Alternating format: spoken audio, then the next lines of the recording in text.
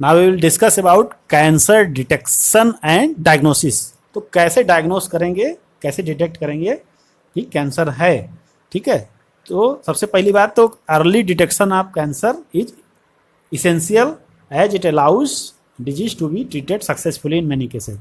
कहने का मतलब अगर अर्ली स्टेज में कैंसर डिटेक्ट हो जाए, मालूम हो जाए कि हाँ कैंसर है, तो उसका ट्रीटमेंट सक्सेसफुली किया जा सकता है। लेकिन अगर यही कैंसर जब ओल्ड हो जाता है, माने स्प्रेड हो जाता है काफ़ी, है ना, क्रॉनिक हो जाता है, तब थोड़ा मुश्किल हो जाता है इसका ट्रीटमेंट करना। तो कैंसर डिटेक्ट करने के तरीके क्या क्या हो सकते हैं उसके बारे में हम लोग देखते हैं। तो सबसे कॉमन आप सुने होंगे बायोप्सी, है ना।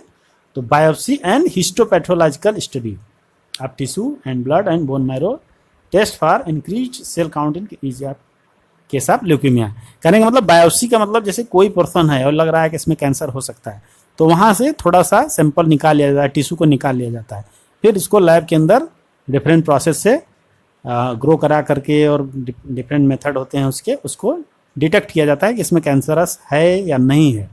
उसी तरह से हिस्टोपैथोलॉजिकल स्टडी होती है। मैंने बायोप्सी का मतलब होता है कहीं से किसी को मान लिया गर्दन में गांठ है, तो वहाँ से हमने उस टिश्यू को निकाल लिया, निकाल करके फिर उसको हिस्टोपैथोलॉजिकल, माने हिस्टो वर्ड किस लिए आता है, टिश्यूज़ के लिए, पैथोलॉजिकल का मतलब बीमारी के लिए। तो टिश्यूज़ के अंदर कोई बीमारी है कि नहीं है, उसी का जो डिटेक्शन, उसी की जो स्टडी होती है उसको बोलते हैं हिस्टोपैथोलॉजिकल स्टडी, है ना। अब बायोप्सी में एक टर्म और आता है FNAC, एक वर्ड आता है आप लोग का FNAC। इसके बारे में मैं बता देता हूं आपको, हालांकि आपके सिलेबस से बाहर की चीज़ है। फाइन निडल एस्पायरेशन साइटोलॉजी, जहाँ पर भी कैंसर का शंका है वहाँ पे एक फाइन निडल डाल करके उसमें से थोड़ा सा टिश्यू को निकाल लिया जाता है। एस्पायरेशन का मतलब किसी चीज़ को निकाल लेना बाहर, है ना। तो फाइन निडल अंदर डाल करके एस्पायरेट कर लेते हैं, थोड़ा सा टिश्यू निकाल लेते हैं। और साइटोलॉजी का मतलब सेल के बारे में स्टडी करना। तो इस तरह से बायोप्सी एंड FNAC इसमें मेथड होता है डिटेक्ट करने के लिए कैंसर के बारे में। उस टिश्यू को, उस सेल्स को हम लोग स्टडी करते हैं कि उसमें किस तरह का चेंजेज आ रहे हैं, उससे हम लोग को आइडिया लग जाता है कि क्या है इसके अंदर।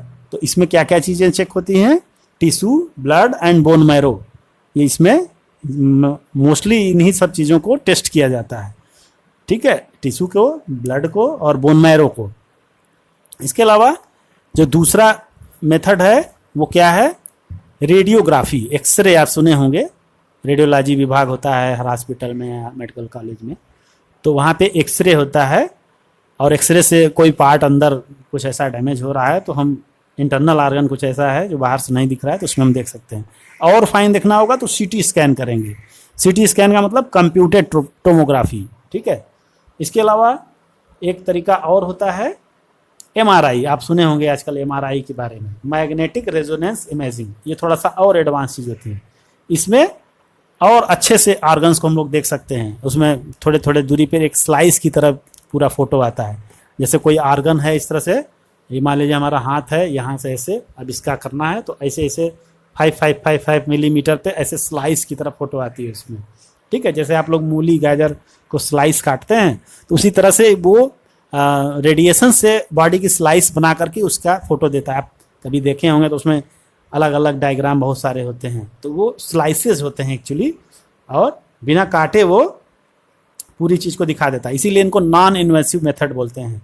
इन्वेसिव का मतलब होता है कोई चीज़ चीर फाड़ करके तब उसको हम देख रहे हैं, टेक्निक होती है। और नॉन इन्वेसिव का मतलब बिना छुरी चाकू लगाए आप किसी चीज़ को अंदर से देख ले रहे हैं, तो वो नॉन इन्वेसिव टेक्निक हो गया। तो इस तरह से ये सब टेक्निक है जिससे हम लोग बीमारी को, कैंसर को और भी बहुत सारी बीमारियों को डिटेक्ट करते हैं। रेडियोग्राफी में, एक्सरे में, CT स्कैन आप जानते होंगे, MRI भी आप जानते होंगे, नाम सुने होंगे। तो इंटरनल ऑर्गन को पूरी तरह से हम लोग इसमें देख लेते हैं। बहुत सारे रोगों के लिए आजकल MRI कराई जाती है। इसके बाद जो और इसमें डायग्नोसिस या डिटेक्शन का मेथड होता है वो है आपका antibodies against cancer specific antigens, है ना। तो इसमें जो होता है कैंसर स्पेसिफिक जो कुछ एंटीबॉडीज हैं उनको भी हम लोग डिटेक्ट करते हैं। तो अभी हम जो बात कर रहे थे MRI और CT स्कैन की, तो उसमें होता क्या है, एक 3 डायमेंशनल इमेज बनाई जाती है पूरी। आप देखे हो काफ़ी, अगर CT स्कैन कभी आपने देखा हो, MRI, तो उसमें पूरा एक 3D टाइप का डायमेंशन टाइप का बना होता है उसमें डायग्राम। तो वो उसमें आप पूरा उसको आप जैसे कि एक ब्रेन है तो उसको चारों तरफ से मूव करा के आप घुमा करके चारों तरफ से आप देख सकते हैं, है ना। वो इस तरह से इस तरह अलग अलग एंगल से उसका स्लाइसिंग करके वो चीज़ बनाई जाती है।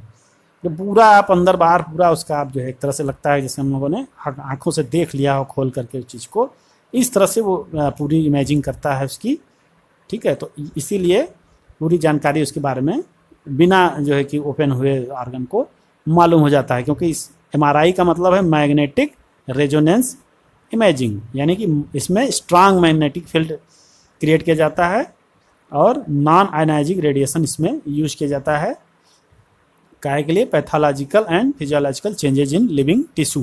तो जो भी उसमें गड़बड़ी है, बीमारी है, चेंजेज हैं, उनको ये डिटेक्ट करता है। तो MRI के बारे में ये चीज़ था। अब हम लोग बात कर रहे थे एंटीबॉडीज़ के बारे में। तो इसमें antibodies against cancer specific antigen are also used for detection of certain cancer.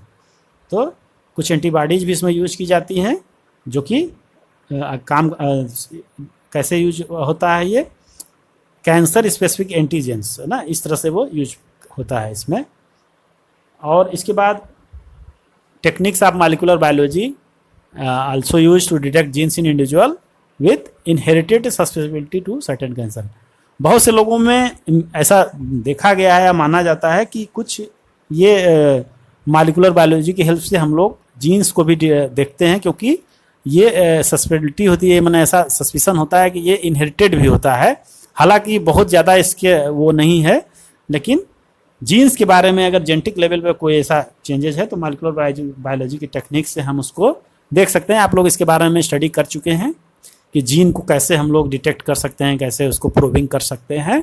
तो जीन डिटेक्शन के थ्रू भी हम कैंसर का डायग्नोसिस कर सकते हैं। जीन्स की स्टडी करके भी हम कैंसर का, कहने का मतलब इसमें ये है, आप इसको इस तरह समझिए कि अगर जीन्स में गड़बड़ी है तो हो सकता है आगे चल करके उसको कैंसर हो सकता है, उस व्यक्ति को, उस पर्सन को। तो एक तरह से प्री डिस्पोजिंग कोई पर्सन है कि नहीं है, उसको हम लोग पता कर सकते हैं। कि मतलब ऐसा माना जाता है कि कुछ जीन्स ऐसी होती हैं बॉडी के अंदर जो कि आगे चल के जिनकी वजह से कैंसर हो सकता है।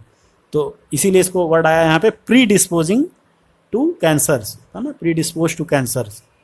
यानी कि आप इसको ऐसे समझिए कि अगर कोई ऐसी जीन है और कुछ ऐसे सब्सटेंस बॉडी में बना रही है जो आगे चल के कैंसरस हो सकती है, तो इसीलिए यहाँ पे जीन की बात आई है कि बॉडी के अंदर जीन्स कुछ ऐसे हो सकते हैं जो आगे चल के एक प्री डिस्पोजिंग फैक्टर की तरह काम करते हैं। माने अगर वो जीन नहीं है तो फिर चांस नहीं है, अगर वो चीज़ है तो उसको होने की संभावना ज़्यादा है।